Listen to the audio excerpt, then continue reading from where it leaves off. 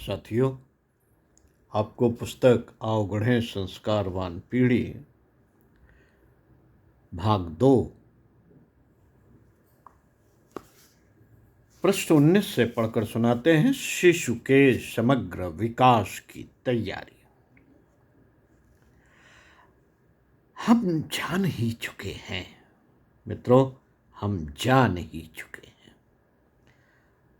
हम जान ही चुके हैं कि माता पिता के शरीर से बालक का शरीर, मन से मन, स्वभाव से स्वभाव तथा भावनाओं से भावनाएं बनती हैं।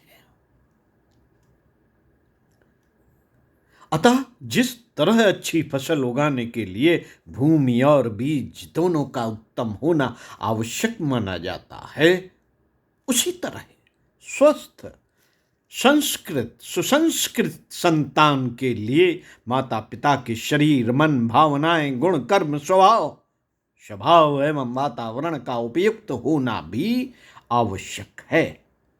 पति पत्नी शरीर, मन, भावनाओं और अर्थ की दृष्टि से संतानोत्पादन का भार उठा सकने में पूर्ण समर्थ हो, तभी उस भार को उठाने के लिए तत्पर हो। जो इन सभी दृष्टियों से सुयोग्य नहीं, उन्हें अपने समान अयोग्य संतान उत्पन्न करके अपनी और समाज की उलझने नहीं बढ़ानी चाहिए।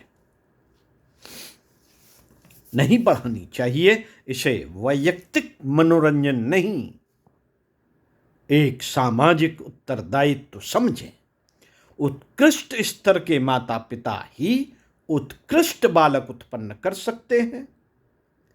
इसलिए संतान को जिस स्तर का बनाना हो, अपने को उसी स्तर का बनाने का प्रयत्न यदि पति पत्नी आरंभ कर दें, तो समझना चाहिए कि वे संतानोत्पादन के मूल उद्देश्य से परिचित हैं। पति पत्नी एकांत मिलन के समय वासनात्मक मनोभाव न रखें, वरन मन ही मन आदर्शवादी उद्देश्य की पूर्ति के लिए ईश्वर से प्रार्थना करते रहें, तो उसकी मानसिक छाप बच्चे की मनोभूमि पर अंकित होगी। जैसे लुक छिपकर पाप कर्म समझते हुए भयभीत और आशंका ग्रसित अनैतिक समागम या व्यभिचार के फलस्वरूप जन्मे बालक अनेक दोष दुर्गुण साथ लाते हैं, उसी प्रकार इस समय यदि पति पत्नी दोनों की मनोभूमि आदर्शवादी मान्यताओं से भरी हुई हो, तो भरत, अभिमन्यु, भीम, अर्जुन आदि की तरह मनचाही प्रतिभा एवं श्रेष्ठ संस्कारों वाली संतान उत्पन्न की जा सकती है। मित्रों, बड़े खेद की बात है कि वर्तमान समाज में संतानोत्पादन भोजन करने जैसा आवश्यक कार्य समझ लिया गया है। जिसके पास संतान नहीं, उसे हीन समझा जाता है।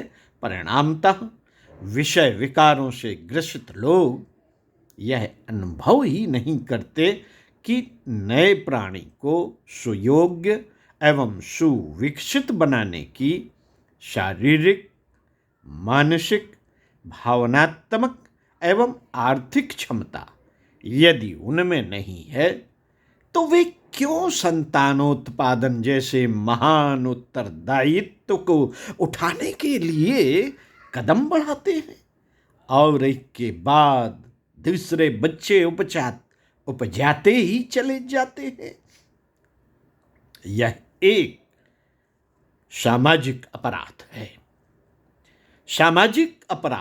अनगढ़ मानसिकता वाले व्यक्ति यदि अपनी प्रतिमूर्ति जैसी ही दीनहीन प्रजा और भी उत्पन्न करेंगे, तो अपने स्वयं के लिए ही नहीं, सारे समाज के लिए संकट उत्पन्न करेंगे। विपन्न परिस्थितियों में पले बड़े बच्चे अधिकांशतः अपने लिए ही नहीं, परिवार और समाज के लिए भी अभिशाप बनते हैं। इसलिए संतान पैदा करने की जिम्मेदारी सोच समझकर पर्याप्त तैयारी करके ही उठाई जानी चाहिए। साथियों, इसी क्रम में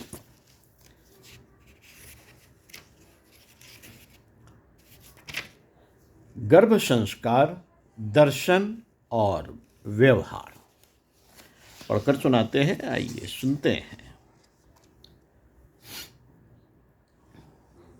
प्राचीन काल में गर्भधारण से पूर्व गर्भाधान संस्कार होता था, जिसके अंतर्गत पति पत्नी संतानोत्पादन से पूर्व स्वयं को शारीरिक एवं मानसिक तौर पर उस उत्तरदायित्व के लिए तैयार करते थे। वर्तमान समय में यदि दंपत्ति गर्भाधान की मर्यादाएं नहीं भी पाल पाए तो भी गर्भ ठहर जाने पर तो गर्भस्थ शिशु को शारीरिक, मानसिक एवं भावनात्मक स्तर पर स्वस्थ बनाने के लिए उनके व परिवारजनों के द्वारा आवश्यक प्रयास किए ही जाने चाहिए। इसके लिए परिवार में छोटे से समारोह स्वरूप गर्भोत्सव मनाने की व्यवस्था बनाई जानी चाहिए। इसमें गर्भाधान, पुंसवन एवं सीमांतोन्नयन आदि संस्कारों का मिश्रण है। गर्भ में शिशु आने के तुरंत बाद या तीसरे माह और यदि संभव हो तो 7वें माह में भी घर, मंदिर, चर्च या गुरुद्वारे आदि में जाकर गर्भोत्सव मनाया जाए। गर्भोत्सव यह एक आध्यात्मिक प्रयोग है जिसमें अलौकिक वातावरण में गर्भिणी मां, उनके पति तथा परिवार के सदस्यों को गर्भस्थ शिशु को शरीर से स्वस्थ, मन से संतुलित, विवेकवान एवं भावनाओं से सक्षम बनाने के लिए प्रशिक्षित किया जाता है। साथियों, उपयुक्त समय एवं वातावरण।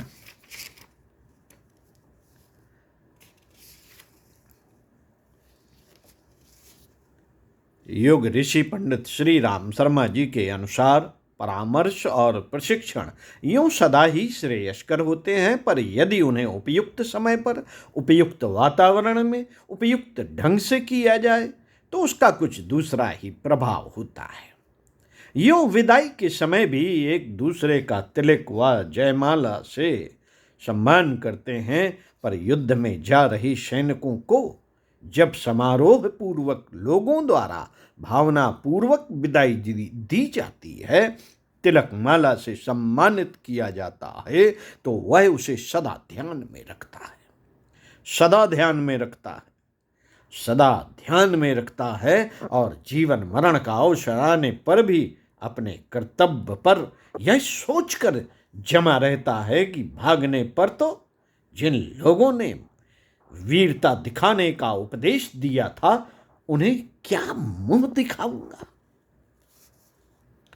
यूं लोग आए दिन झूठी कसम खाते रहते हैं, पर गंगा जी में खड़े होकर या गंगा जल हाथ में लेकर कसम खाने का अवसर आने पर धर्मभीर लोग झूठी कसम प्रायः नहीं खाते। मरते समय जो आदेश बुजुर्ग लोग अपने घर वालों को देते हैं या दूसरों से अनुरोध करते हैं, उस बात को प्रायः याद रखा जाता है और बहुधा लोग उसे पूरा करने का प्रयत्न करते रहते हैं। साधारण प्रकार से की गई प्रतिज्ञाओं और घोषणाओं को लोग भुला देते हैं, पर जल हाथ में लेकर देव सानिध्य में संकल्प पढ़कर जो घोषणा की जाती है उसे आमतौर से लोग निभाते हैं। हाथ में हाथ डालकर कई प्रेमी प्रेमिकाएं घूमते रहते हैं, पर विवाह के समय मंत्र पूर्वक किया गया पाणी ग्रहण संस्कार दोनों को जोड़ देने वाला गजब का विश्वास पैदा करता है। उपरोक्त कुछ उदाहरणों से यह बताने का प्रयत्न किया गया है कि कुछ विशेष अवसरों पर विशेष ढंग से किया गया प्रशिक्षण एवं संकल्प ऐसा प्रभावशाली होता है कि वह लोगों के मन में गहराई तक प्रवेश कर जाता है और उसे निभाने में कभी कभी ही कोई अड़चन आती है। इन्हीं मनोवैज्ञानिक तथ्यों को ध्यान में रखकर देव शक्तियों की साक्षी में गर्भोत्सव मनाने की बात कही गई है।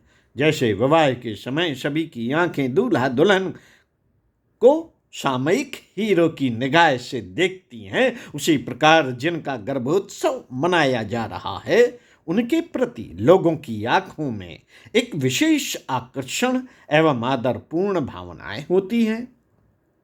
वह स्वयं भी इस स्थिति में गर्व, गौरव एवं उत्साह अनुभव करते हैं।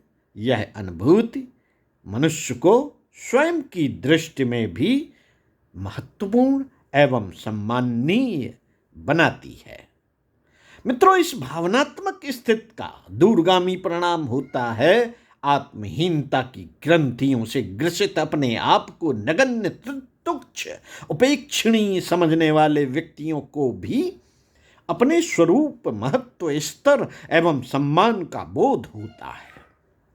आत्मविकास, आत्मनिर्माण, आत्मोत्कर्ष के लिए इस प्रकार की अनुभूति बहुत उपयोगी सिद्ध होती है। ऐसे प्रेरणात्मक अवसर लोगों को जीवन में समय समय बार बार मिलते रहें, इसी के लिए भारतीय संस्कृति में संस्कारों का प्रचलन था। इसका ठीक मूल्यांकन उच्च कोटि के विद्वान ही कर सकते हैं।